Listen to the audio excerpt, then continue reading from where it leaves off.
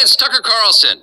You often hear people say the news is full of lies, but most of the time that's not exactly right. Much of what you see on television or read the New York Times is in fact true in the literal sense. It could pass one of the media's own fact checks. Lawyers would be willing to sign off on it. In fact, they may have. But that doesn't make it true. It's not true. At the most basic level, the news you consume is a lie of the stealthiest and most insidious kind. Facts have been withheld on purpose, along with proportion and perspective. You are being manipulated. How does that work? Let's see. If I tell you that a man has been unjustly arrested for armed robbery, that is not, strictly speaking, a lie. He may have been framed. At this point, there's been no trial, so no one can really say. But if I don't mention the fact that the same man has been arrested for the same crime 6 times before, am I really informing you? No, I'm not. I'm misleading you. And that's what the news media are doing in every story that matters, every day of the week, every week of the year. What's it like to work in a system like that? After more than 30 years in the middle of it, we could tell you stories. The best you can hope for in the news business at this point is the freedom to tell the fullest truth that you can. But there are always limits.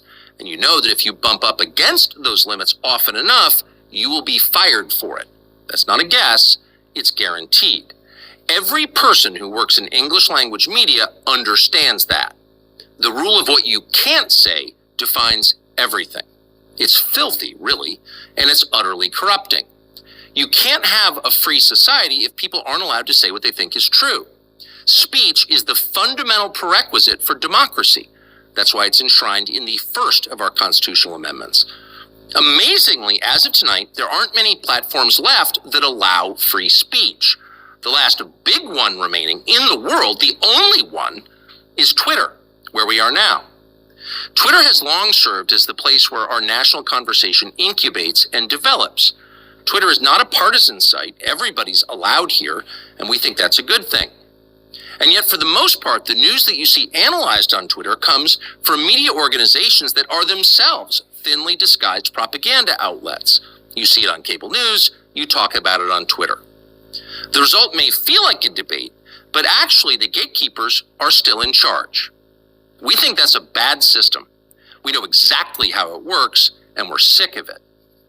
Starting soon, we'll be bringing a new version of the show we've been doing for the last 6.5 years to Twitter.